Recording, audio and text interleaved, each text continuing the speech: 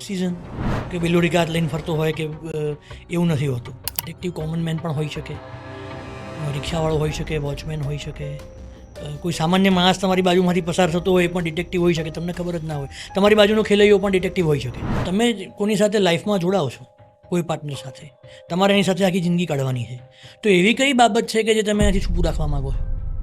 એટલે તમે mobile hide રાખો છો. છોકરીઓની સિક્સ સેન્સ પણ હોય છે અને એનું ઓબ્ઝર્વેશન પણ બોયઝ કરતાં ગર્લ્સનું ઓબ્ઝર્વેશન વધારે સારું હોય છે. 7th સ્ટાન્ડર્ડ 8th સ્ટાન્ડર્ડના બાળકો ડ્રગ્સ લેતા થયા છે અને એટલું ઇઝીલી અવેલેબલ છે જેટલું ઇઝીલી પાન મસાલા ગુટકા બીડી મળે છે. રિયલ લાઈફમાં સેટેલાઇટ વિસ્તારમાં સાડીનો એક ખૂબ મોટો શોરૂમ છે, બહુમાળી છે, અને એની બહાર બેક ઇન 13-14ની વાત કરું છું તમને. એની બહાર હું 1.5 મહિનો મોચી બનીને બેઠેલો છું. ત્યાં લગભગ 70% કેસ, 70-75% કેસ જે છે એક્સ્ટ્રા મેરિટલ અને પોસ્ટ મેરિટલ અફેર્સના પણ એ જ આવતા હોય છે. ફિઝિકલ શેડો એટલે આપણે પડછાયાની જેમ કોઈ માણસની પાછળ માણસો લગાવવા કે જે એની બધી એક્ટિવિટીની નોંધ કરતા રહે. એ કેમિકલની વેલ્યુ 30,000 રૂપિયા પર લીટર થતી હતી અને એમાંથી 200 લીટર ગાયબ થતું દર મહિને. હવે કોઈ રાજકારણી જાસૂસી કરાવે ખરા તમારી જોડે? આ તમે મને ફસાવવા માગો છો. અભિનેતાઓ કરતાં અભિનેત્રીઓ વધારે કરાવતી હોય છે અને અભિનેતાઓની પત્નીઓ એક વાહનમાં એક મકાનમાં જતા રહે છે અને આવું આખી નવરાત્રી દરમિયાન 3 વખત થયું.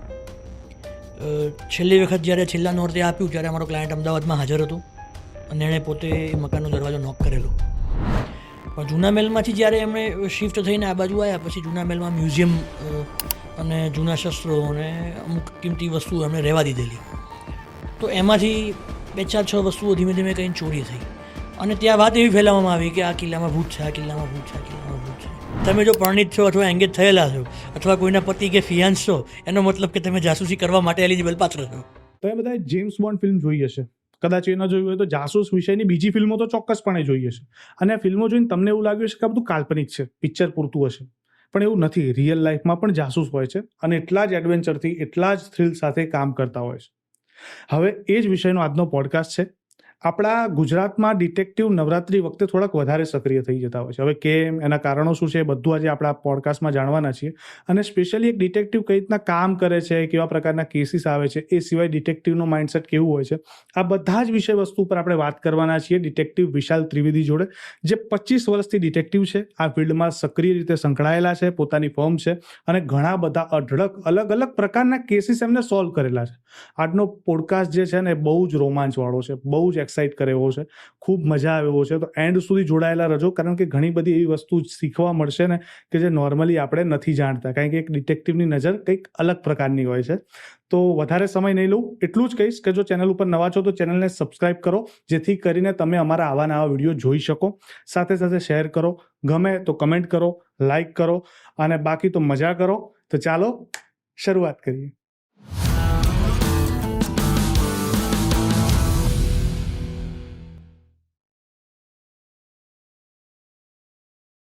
નમસ્કાર, સ્વાગત છે બેઠકમાં ડિટેક્ટિવ વિશાલ સરનું. કેમ છો સર? પહેલાં તો જી, આપનો ખૂબ ખૂબ આભાર અહીંયા આપની બેઠકમાં મને આમંત્રિત કરવા બદલ, અને આપના દર્શકોનો પણ ખૂબ ખૂબ આભાર. Thank you so much sir કે તમે આજે આવ્યા. પહેલાં તો અમારી સાથે જોડાયા. બહુ મજાની વાતો કરવાની છે અને પેલું કહેવાય ને ડિટેક્ટિવ, જાસૂસ, આના જ્યારે ફિલ્મો જોઈએ ને તો એક અલગ રોમાંચ તૈયાર થાય. એવું થાય કે યાર કેટલું મજાનું કામ છે. રિયલ લાઈફમાં એટલી મજા છે, એટલો રોમાંચ છે કે ખાલી ફિલ્મમાં દેખાય જ છે. કદાચ એના કરતાં ઘણો વધારે છે.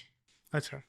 કારણ કે દરેક નવો કેસ નવી સ્ટોરી છે, નવો અનુભવ છે, અને ફિલ્ડમાં જવાનું હોય એટલે તમે જે થ્રિલ અનુભવાય એ પિક્ચરમાં જોવાથી અને જાતે એમાં એક્ટ કરવાથી, એટલે તમે જાતે જો ડિટેક્ટિવનું કામ કરતા હો હા.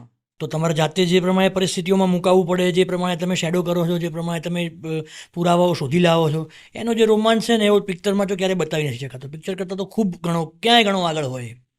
અચ્છા, હમણાં હવે નવરાત્રી આવશે ટૂંક જ સમયમાં, અને એવું કહેવાય કે નવરાત્રી આવે ને એટલે ડિટેક્ટિવ બહુ એક્ટિવ થઈ જતા પીક હોય. સિઝન. પીક સિઝન, હા. પણ એવું કેમ પીક સિઝનનું કારણ શું એમ? રીઝન આજકાલ મોબાઈલ, સોશિયલ મીડિયા. તમે જે કરો છો એ કશું છુપાતું નથી. બીજું એવી એપ્લિકેશનો, એવા સોફ્ટવેર હોય છે કે તમારો ફોન તમારા મિત્રો અથવા તમારા શત્રુઓ પણ ક્લોન કરે છે. આજકાલ તમે જુઓ છો કે ચીટિંગ થાય છે, તમારો ઓટીપી લઈને પૈસા પણ જતા રહે છે. તો ફોન તમારી બધી માહિતી મોટે ભાગે જાહેર કરી દેતો હોય છે.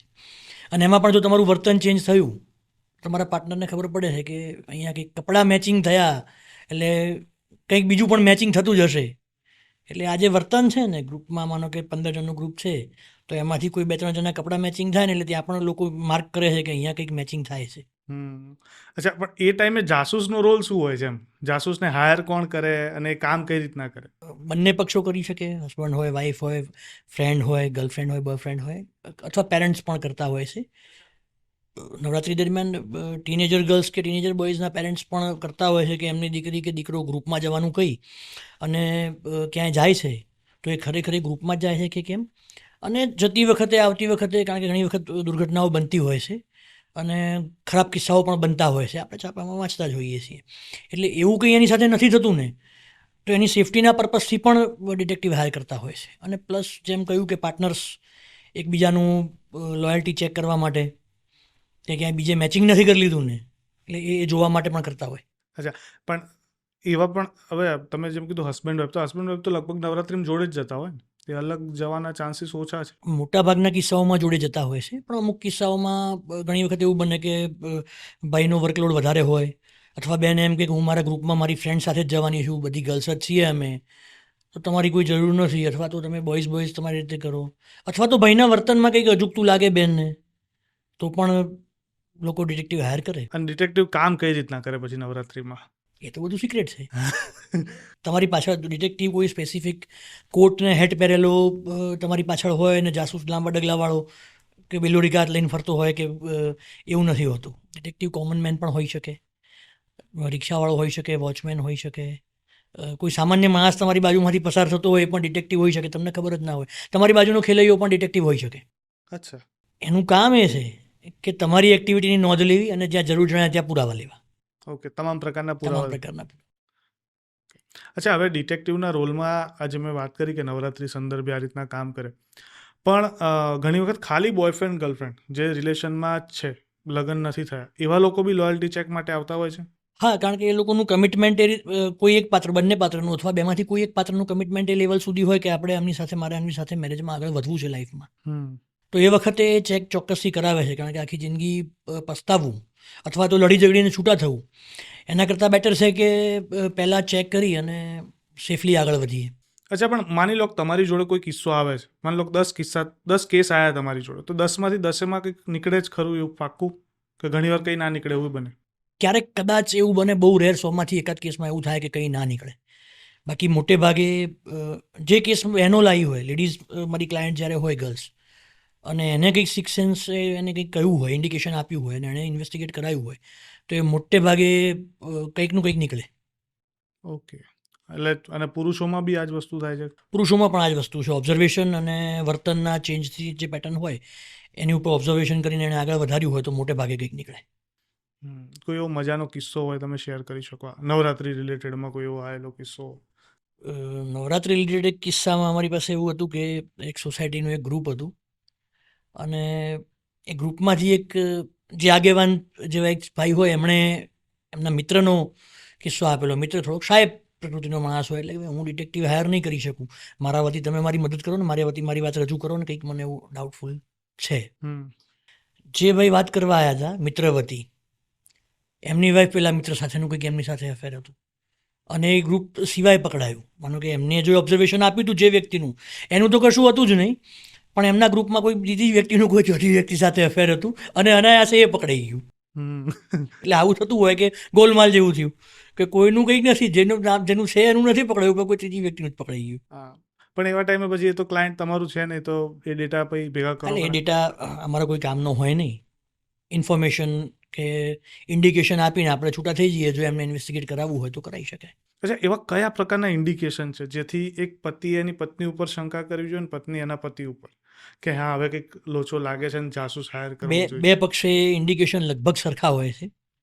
જેમ કે કપડાં મેચ કર્યા, મોબાઈલ હાઈડ રાખે છે. તમે કોની સાથે લાઈફમાં જોડાઓ છો, કોઈ પાર્ટનર સાથે, તમારે એની સાથે આખી જિંદગી કાઢવાની છે, તો એવી કઈ બાબત છે કે જે તમે એનાથી છૂપું રાખવા માગો છો? એટલે તમે મોબાઈલ હાઈડ રાખો છો, તમારા વર્તનમાં, તમારા પાર્ટનરના વર્તનમાં અચાનકથી અધાર્યો ચેન્જ આવે છે, કારણ વગર ઘરમાં ઝઘડા ઊભા કરવામાં આવે છે, ઝઘડા થતા નથી, ઝઘડા કરવામાં આવે છે. આ બધા ઇન્ડિકેશન્સ છે. મોડા આવવું, અચાનકથી બિહેવિયર ચેન્જ કરી લેવો, સ્માર્ટ રહેવા માંડવું, ક્લીન શેવ કરવી, ગીતો ગણગણવા, અને આ બધી પેટર્નો જો કે છોકરીઓ વધારે જલ્દી પકડી લેતી હોય છે. નોર્મલી એવું મેં સાંભળ્યું છે કે છોકરીઓની સિક્સ સેન્સ આ બાબતે બહુ સારી હોય છે. તમારું કે શું કહેવું છે એના વિશે?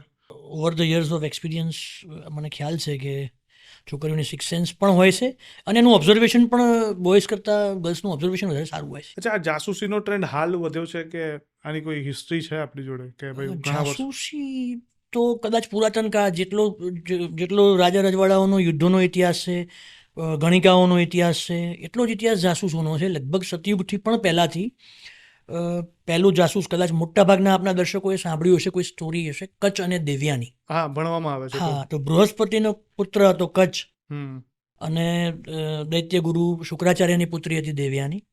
અને સંજીવની વિદ્યા શીખવા માટે, એટલે સંજીવની વિદ્યા કેવી રીતે ઉપયોગમાં લેવી એ શીખવા માટે દેવતાઓએ કચ્છને શુક્રાચાર્ય પાસે મોકલ્યો હતો. એટલે પહેલો જાસૂસ તો કચ્છ હતો, જે લિખિત છે. અને એ પછી પણ ઘણા બધા ફેમસ જાસૂસો હતા. વર્લ્ડ વોર વખતે માતાહારી ફ્રાન્સ અને લંડનમાં રહી અને વિદુષી મહિલા એનું કામ કરતી હતી અને એણે મિત્ર દેશો માટે ખૂબ બધા જર્મનો બાજુથી માહિતી એણે ખૂબ મેળવી હતી. એટલે આવા ઘણા બધા જાણીતા જાસૂસો છે. અચ્છા, પણ આ તમે જે હિસ્ટ્રી કીધી કે બહુ પુરાતન કાળથી ચાલ્યું આવે છે, આપણે રાજા રજવાડાનું તો આપણને ખ્યાલ છે ગુપ્તચરો રાખતા. પણ એવું બને કે જેટલું અમે ફિલ્મોમાં જોઈને શીખ્યા છીએ કે વાંચેલું છે, એના સિવાય કંઈક અલગ પ્રકારનું એક્સાઇટમેન્ટ છે આ કામમાં કે આ વસ્તુ આ લોકો મિસ આઉટ કરતા હોય છે? કારણ કે એ તો સ્ક્રિપ્ટેડ છે. રિયલ લાઈફ ને સ્ક્રિપ્ટમાં ફરક હોય ને? રિયલ લાઈફના સ્ક્રિપ્ટમાં ઘણો બધો ફરક હોય. કારણ કે સ્ક્રિપ્ટ છે એ તો એક લખેલી સ્ટોરી છે ને એ પ્રમાણે એક્ટ કરેલું છે. એટલે એક્ટિંગ કરવી અને ખરેખર પરિસ્થિતિઓ તમે ફિલ્ડમાં જ્યારે જાઓ છો ત્યારે બહુ ડિફરન્ટ થતી હોય છે. ઘણી વખત એવું બને કે તમારો સબ્જેક્ટ છે કોઈ સારી હાઈફાઈ મોંઘીદાટ કારમાં નીકળ્યો હોય અને હાઈવે ઉપર એની ગાડીની સ્પીડ 120 હોય અને એ વખતે તમે તમારી ગાડી અથવા તમારું બાઇક લઈને જાસૂસ જ્યારે એને ફોલો કરતો હોય ત્યારે જે સ્પીડ છે અથવા તો એને પાછું બેલેન્સ પણ રાખવાનું છે કે મારા સબ્જેક્ટને દેખાઈ નથી જવાનું, એટલે એટલા નજીક નથી જવાનું કે સબ્જેક્ટ મને જોઈ જાય અને એટલા દૂર પણ નથી જવાનું કે સબ્જેક્ટ છટકી જાય. એટલે એ જે મેન્ટેન રાખવું છે, પ્લસ આ બધી પરિસ્થિતિમાં હું કોઈનો ફોટો વિડીયો અથવા હું કોઈ પુરાવા કલેક્ટ કરું અને કોઈ મને ના જોઈ જાય. એટલે ડિટેક્ટિવનું કામ ખરેખર ફિલ્ડમાં કરવું એ બહુ જ થોડુંક કપરું ખરું, પરંતુ એ બહુ જ ઇન્ટરેસ્ટિંગ અને બહુ જ સરસ મજાનું વર્ક છે. એમ કેવા લોકો જાસૂસ હાયર કરે છે આજની તારીખમાં? મધ્યમ વર્ગના લોકો, રીચ લોકો પણ કરે છે, મધ્યમ વર્ગના લોકો પણ કરતા થયા છે. અને હવે તો જેને ડાઉટ હોય એ લોકો, હવે તો મને જોયું છે કે લોઅર મિડલ ક્લાસના લોકો પણ કદાચ થોડું મોડું વહેલું 2 મહિના 4 મહિના આગું પાછું પણ ડિટેક્ટિવ હાયર કરે છે મોટે ભાગે લોકો. કઈ ફિલ્ડ માટે હાયર કરે છે? આ તો તમે કીધું આફ્ટર પોસ્ટ મેરિટલ અફેર. હા, પોસ્ટ મેરિટલ એક્સ્ટ્રા અફેર હોય છે, પ્રી મેરિટલ ઇન્વેસ્ટિગેશન હોય છે, કોર્પોરેટ અને ઇન્ડસ્ટ્રીયલ કેસીસના ઇન્વેસ્ટિગેશન હોય છે, પોલિટિકલ કેસીસના ઇન્વેસ્ટિગેશન હોય છે. અને ખાસ છેલ્લા 5-7 વર્ષમાં ગુજરાતમાં જેમ આપણે એક મૂવી જોઈ હતી કે ઉડતા પંજાબ, અને અનુભવ પણ હશે, આપણે મીડિયામાં પણ નેશનલ મીડિયામાં બધે જોયું હશે કે છેલ્લા 20-22-25 વર્ષમાં પંજાબની એક આખી જનરેશનને ડ્રગ્સે બરબાદ કરી નાખી. એના જ પરિણામો આપણે જોઈએ છીએ બધા આની ઉપર દૂતાવાસો ઉપર હુમલા અને આ તે બધું. એ જ રીતે છેલ્લા 5-7 વર્ષથી ગુજરાતમાં પણ આ ડ્રગ એડિક્શન ખૂબ દૂષણ આવ્યું છે. અને ઇવન તમે અથવા દર્શકો કદાચ અચંબિત થઈ જશે કે 7th સ્ટાન્ડર્ડ 8th સ્ટાન્ડર્ડના બાળકો ડ્રગ્સ લેતા થયા છે અને એટલું ઇઝીલી અવેલેબલ છે જેટલું ઇઝીલી પાન મસાલા ગુટકા બીડી મળે છે. અચ્છા, અહીંયા જાસૂસનો રોલ આવે છે?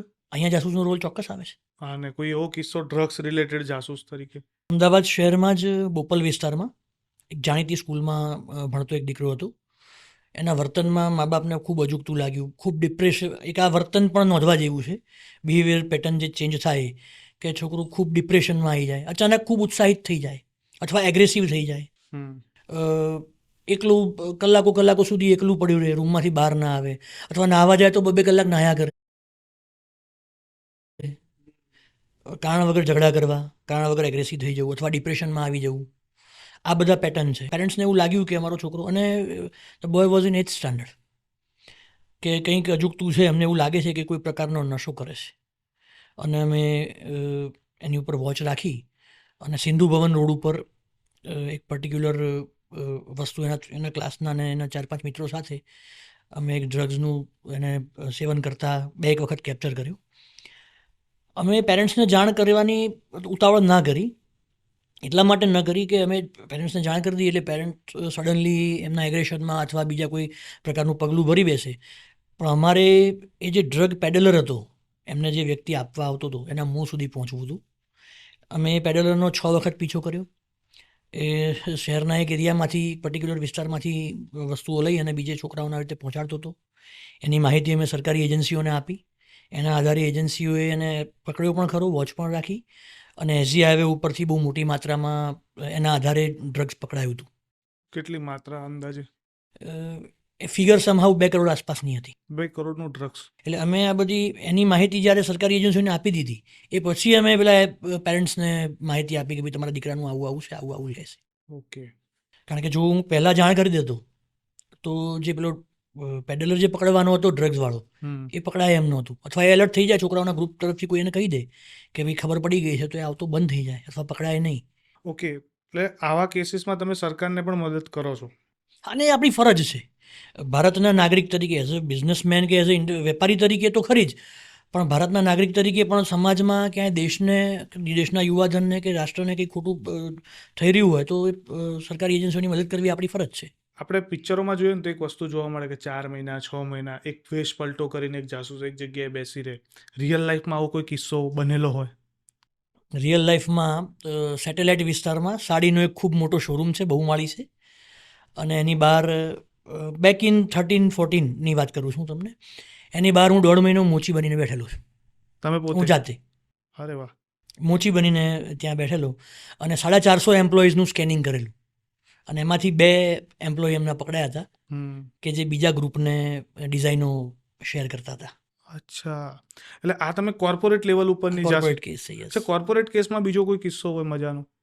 કોર્પોરેટ કેસમાં ઘણા બધા ટાઈપના કેસો, ડેટા થેફ્ટ હોય છે. તમારો સેન્સિટિવ ડેટા, તમારા વર્ષોની મહેનત, માનો કે તમે કોઈ લેબ ચલાવો છો, કોઈ ફાર્મા કંપની ચલાવો છો, તમારી ટીમે ખૂબ બધી મહેનત કરી છે, સાયન્ટિસ્ટોએ ડૉક્ટરોએ ભેગા થઈને ખૂબ બધી મહેનત કરી છે. તમે as a businessman, as a industrialist એમાં ખૂબ બધું રોકાણ કર્યું છે અને 2 વર્ષ 3 વર્ષ 4 વર્ષના ડેટા એનાલિસિસ છે અને ફોર્મ્યુલેશનના આધારે ઘણા બધા સમયને ઘણી બધી મહેનતને ખર્ચા પછી કોઈ ફોર્મ્યુલા તૈયાર થઈ છે અને તમે જેવી લોન્ચ કરો એની પહેલાં તમારી રાઇવલ કંપની લોન્ચ કરી દેશે. એનો મતલબ કે તમારા ત્યાંથી કોઈ આ ડેટા એને પહોંચાડ્યો છે. તો આ પ્રકારના ઇન્વેસ્ટિગેશન પણ અમારી પાસે આવતા હોય છે. બીજામાં લેબર રિલેટેડ ઇસ્યુ અમારી પાસે આવતા હોય. લેબર રિલેટેડ દેટ મીન્સ કે આપણા ત્યાં લેબર તો બિચારો આમે ભારતમાં આવું ગરીબ માણસ હોય જ, લેબર હોય છે કે એની પરિસ્થિતિ એના રોટલા અને મહિનો પર એના પગ મેળવવા સુધી જ હોય. પણ એમાં પણ ક્યારેક ક્યારેક કલાકારો મળે કે કલાકારોને ગાઈડ કરનારા મોટા કલાકારો મળે પડદા પાછળના. આવો એક કિસ્સો હતો કે અમદાવાદની આસપાસના એક વિસ્તારની બહુ મોટી મલ્ટીનેશનલ કંપની છે, જાણીતી કંપની છે.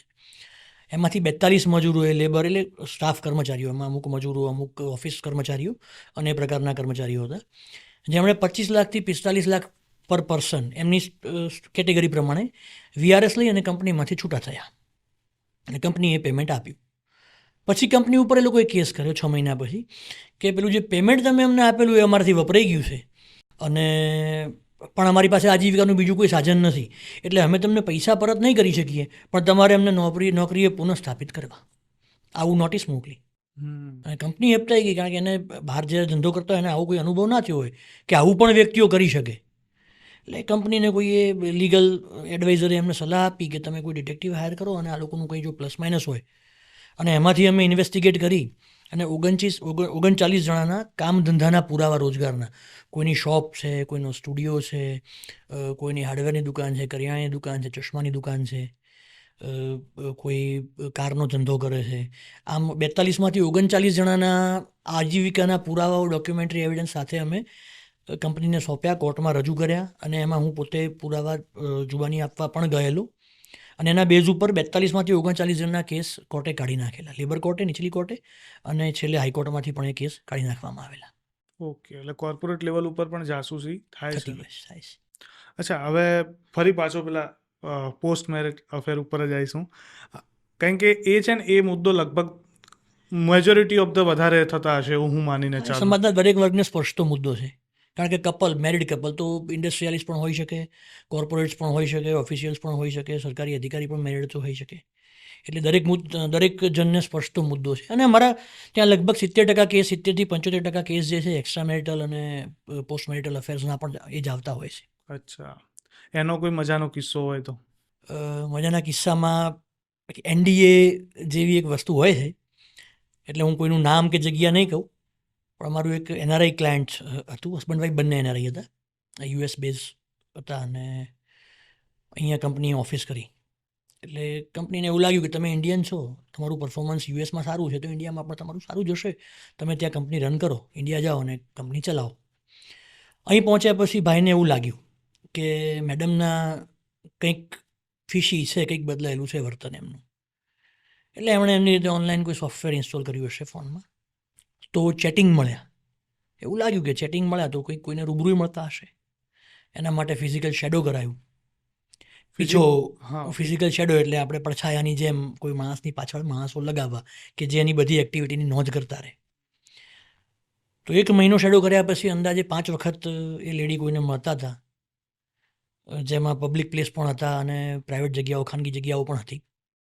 એ પુરાવા એમને આપ્યા, એમને બતાવ્યા બોલાવીને, અમારું કામ છે કે તમે લોકેશન ઉપર ક્લાયન્ટને બોલાવી લઈએ. પણ હવે અનફોર્ચ્યુનેટલી એમનું કેવું હતું કે I am not an Indian citizen, I am US citizen. એટલે મારે યુએસની સરકારના જે કાયદા હોય, કોર્ટોના કાયદા હોય, એ પ્રમાણેના પુરાવા મારે એકઠા કરવા પડે. આપણે એમને ગાઈડ કર્યા.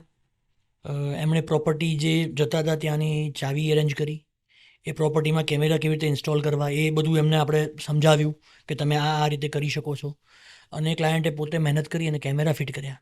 અને એમને જે યુએસના કોર્ટને ત્યાંના લો પ્રમાણે જે પુરાવા જોઈતા હતા એ પ્રકારના બધા પુરાવા એમણે મેળવી અને કોર્ટમાં આપ્યા.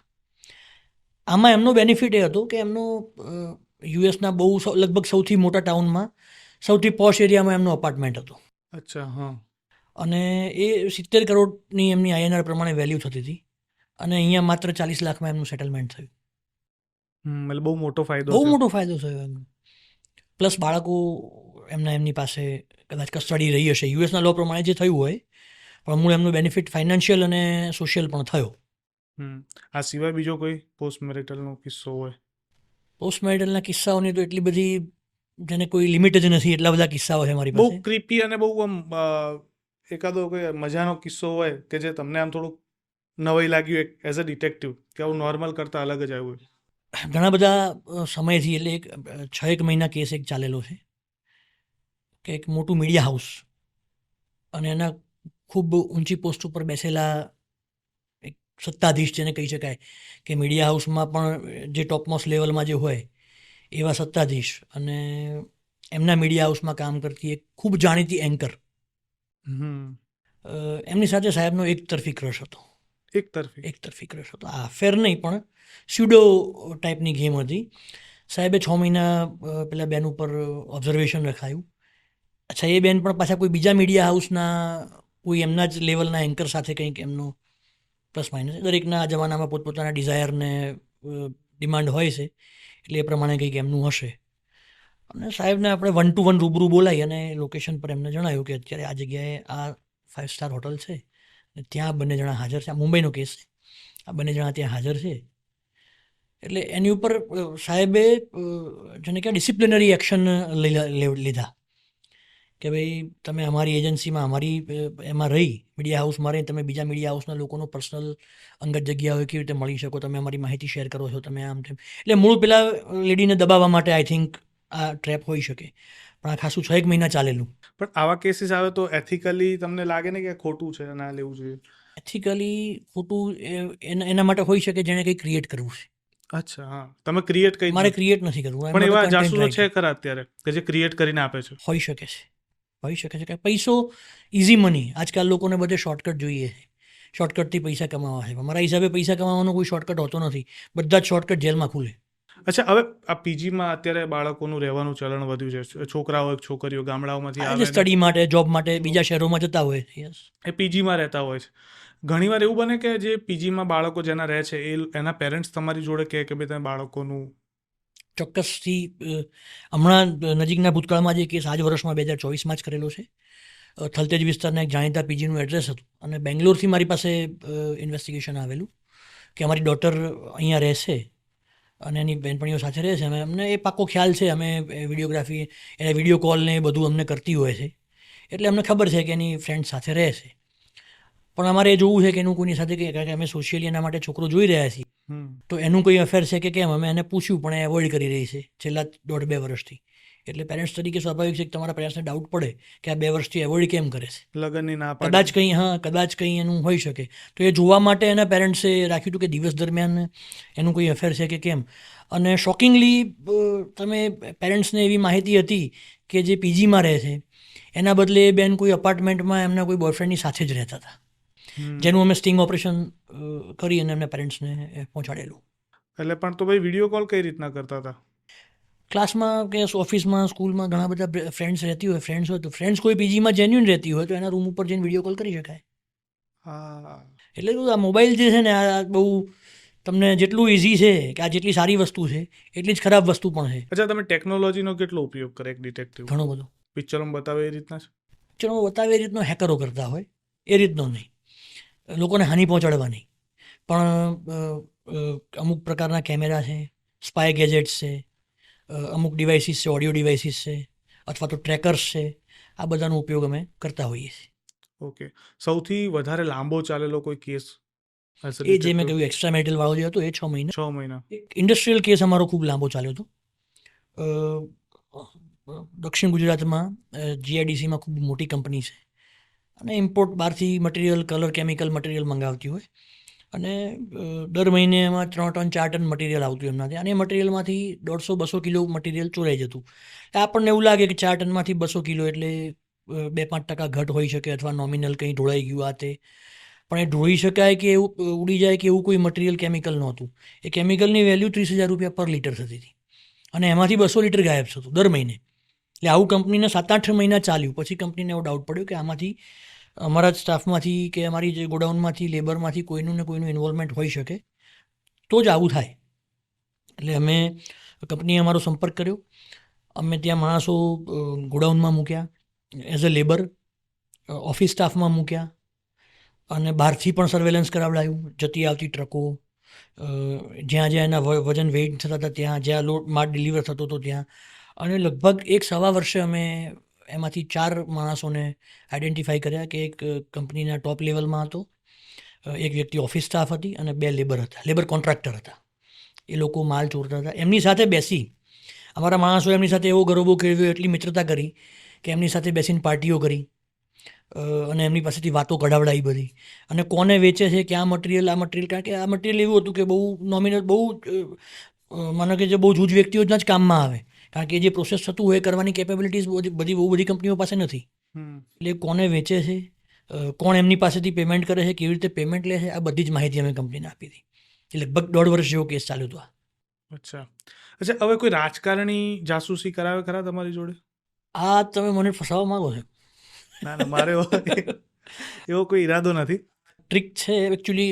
ગુજરાતમાં એવું ઓછું થાય છે કારણ કે ગુજરાતમાં મોટે ભાગે એક પક્ષની સરકાર છે અને પબ્લિક પણ પ્રો બીજેપી હોય એવું મને લાગી રહ્યું છે. પણ બહારના રાજ્યોમાં અમે ઘણા બધા કામો કરેલા છે કે જ્યાં નેતાજીને એવું લાગે કે સામેવાળી પાર્ટી મજબૂત કેન્ડિડેટ છે અને કદાચ એની સારી છબી અથવા એના સારા કામોથી મને ઇફેક્ટ થઈ શકે તો એનો કોઈ માઇનસ પોઈન્ટ એવું હોય, માનો કોઈની સાથે એનું કંઈ અફેર છે અથવા એની કોઈ બેડ હેબિટ્સ છે અને એવું કંઈ જો મને મળી જાય અથવા એણે કોઈ કૌભાંડ કરેલા છે એવું કંઈ બહાર આવી જાય અને અમને મળી જાય ને એનો રાજકીય ફાયદો લઈ શકીએ તો એવા માટે ડિટેક્ટિવ હાયર કરવા પડતા હોય છે. અને થાય જ છે આ વસ્તુ? થાય જ છે, દરેક ઇલેક્શનમાં થતા હોય છે. ગુજરાતમાં થતા જ હશે, નાના મોટા પાયે થતા જ હશે. એટલે આપણે ગુજરાતમાં બેઠા છીએ એટલે ડિક્લેર નથી કરવું. ના, એવું મોટે ભાગે થતા જ હશે, હું માનું છું. બટ આ તો રાજકારણીઓની વાત થઈ. ફિલ્મી અભિનેતાઓમાં આવું કોઈ જાસૂસી કરાવતું હોય? ફિલ્મી અભિનેતાઓમાં અભિનેતાઓની પત્નીઓ અને અભિનેત્રીઓ. અચ્છા. અભિનેતા પોતે કોન્ટેક્ટ ક્યારેક જ નથી કરતા, એમના આસિસ્ટન્ટ, પીએ કે અથવા તો કોઈ બીજા ત્રીજા માણસ થ્રુ કરે અને પછી જ્યારે આપણે કામ ચાલુ કરીએ, પ્રોજેક્ટ સ્ટાર્ટ થાય પછી ખબર પડે કે આ ઓકે આ સાહેબનું કામ છે. પણ અભિનેતાઓ કરતાં અભિનેત્રીઓ વધારે કરાવતી હોય છે અને અભિનેતાઓની પત્નીઓ, કારણ કે મોટે ભાગે એમનો ડાઉટ વધારે ગહેરો હોય અને પછી આના માટેની પાત્રતા પણ ખરી ને. હા.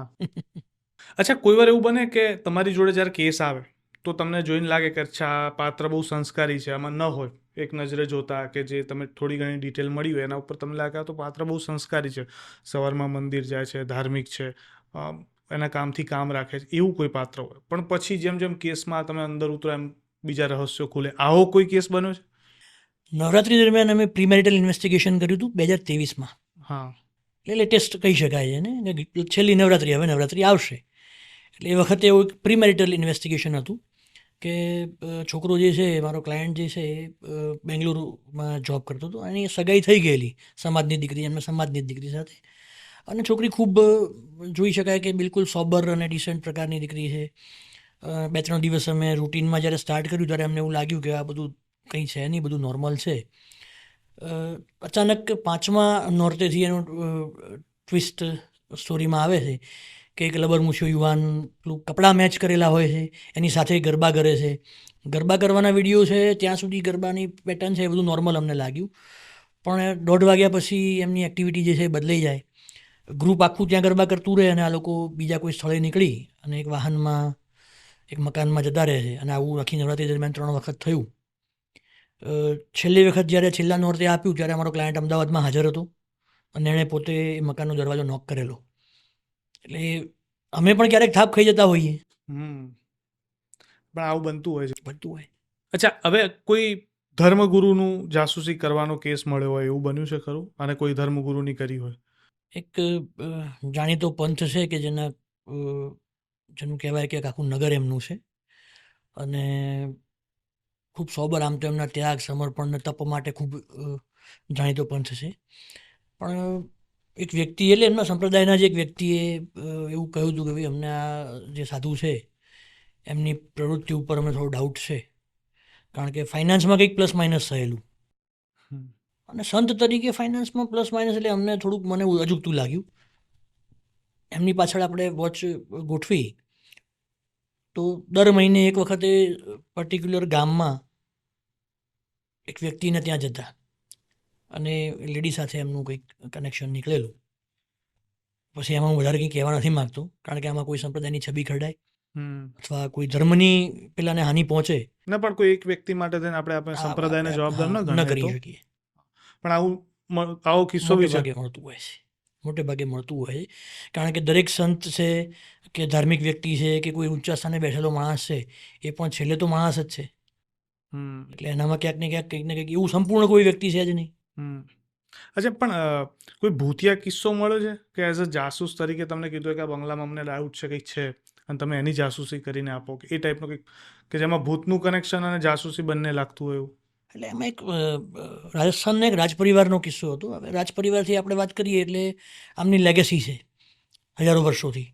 તમે ગુજરાતમાં, MP, UPમાં, રાજસ્થાનમાં, આ પ્રદેશમાં, હરિયાણામાં કે પંજાબમાં જોશો તો 500 વર્ષ, 700, 800, 1000 વર્ષ જૂના મહેલો અને કિલ્લાઓ છે. એટલે રાજપરિવાર અત્યારે જ સિટીમાં બીજા નવા મહેલમાં રહે છે. નવો મહેલ પણ આશરે 80-90 વર્ષ જૂનો છે. પણ જૂના મહેલમાંથી જ્યારે એમણે શિફ્ટ થઈને આ બાજુ આવ્યા પછી જૂના મહેલમાં મ્યુઝિયમ અને જૂના શસ્ત્રો અને અમુક કિંમતી વસ્તુઓ એમણે રહેવા દીધેલી. તો એમાંથી 2-4-6 વસ્તુઓ ધીમે ધીમે કંઈ ચોરી થઈ અને ત્યાં વાત એવી ફેલાવવામાં આવી કે આ કિલ્લામાં ભૂત છે, આ કિલ્લામાં ભૂત છે, આ કિલ્લામાં ભૂત છે. અને અમે ત્યાં લગભગ 1.5 મહિનો ઇન્વેસ્ટિગેશન કરતાં જાણવા મળ્યું કે તેમાં જે સિક્યોરિટી પર્સન હતા ત્યાં 15-20 જણનો સિક્યોરિટી સ્ટાફ હતો અને સ્ટાફમાંથી જ કોઈક વસ્તુઓ આગી પાછી થતી હતી અને બ્લેક માર્કેટમાં. અમને એકચ્યુઅલી આના માટે મારે રિવર્સ એન્જિનિયરિંગ કરવું પડેલું. અચ્છા. કારણ કે અમને ત્યાંથી તો કશું મળ્યું નહીં, પણ અમે જે લોબી એન્ટિક ક્લેવેજ કરતી હોય એમની સાથે સંપર્ક કરી અને આમની જ કોઈ વસ્તુ, અમને ફોટોગ્રાફ આપેલું, લિસ્ટ આપેલા કે આટલી વસ્તુઓ, આમાંથી 12-13 વસ્તુઓ જે છે એ મિસ થયેલી છે. એમાંથી એક વસ્તુ બજારમાં વેચાવા આવી હતી. એટલે અમે ત્યાંથી પકડીને ચાલુ કર્યું. તો ત્યાંના સિક્યોરિટી સ્ટાફે જ આમાંથી કંઈક આવું પાછું કર્યું હોય એવા અમને એવિડન્સને મળેલા અને અમે એ લોકોને, રાજવી પરિવારને આપેલા અને એ પ્રમાણે સોર્ટ આઉટ થયેલું. બહુ મજા આવી વાત કરીને.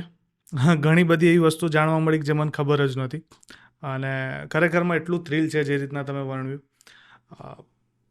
મેક્સિમમ કેસીસમાં મેં એવું સાંભળ્યું છે અત્યાર સુધી કે જેને શંકા જાય ને લગભગ સાચો જ હોય. પણ એઝ અ જાસૂસ તરીકે હવે છેલ્લા 2-3 સવાલ છે. તમને શું લાગે છે, છોકરીઓ વધારે દગો આપે છે કે છોકરાઓ વધારે દગો આપે છે જાસૂસ તરીકે? જે કેસ તમારા હાથમાં આવ્યા હોય એના પ્રમાણે. એ કોઈ એવું કહી નહીં શકે કે છોકરા વધારે આપે કે છોકરી આપે, કારણ કે બંને પક્ષે, માનો કે છોકરીએ જાસૂસ દગો આપ્યો તો સામે કોઈકનો છોકરો તો હાજર હશે જ, એમાં સામે પક્ષે કોઈ જેન્ટ્સ તો હાજર હશે જ. અથવા લેડીઝે વધારે દગો આપ્યો અથવા છોકરાએ દગો આપ્યો તો સામે કોઈની છોકરી હશે જ. એટલે બંને પક્ષે સરખો જ રેશિયો ગણી શકાય. એઝ એ ક્લાયન્ટ મારા ત્યાં સૌથી વધારે લેડીઝ આવે છે. અને જાસૂસી કરાવવા માટેની પાત્રતા કે કોની ઉપર જાસૂસી થઈ શકે, હમ તો એના માટેની પાત્રતા છે કે તમે પતિ છો એટલે તમે એના માટે એલિજિબલ છો કે તમારી જાસૂસી થાય. હા, એટલે હું આ વસ્તુ હું પૂછતો જ તો કે એવા કયો ક્રાઇટેરિયા છે કે મારે સમજવું કે મારી ઉપર જાસૂસી થશે. તમે જો પરણિત છો અથવા એંગેજ થયેલા છો અથવા કોઈના પતિ કે ફિયાન્સ છો, એનો મતલબ કે તમે જાસૂસી કરવા માટે એલિજિબલ પાત્ર છો. અચ્છા, અત્યારે એક ચલણ વધ્યું છે કે લગ્ન પહેલા હવે જાસૂસી દરેક પક્ષવાળા કરાવતા હોય છે.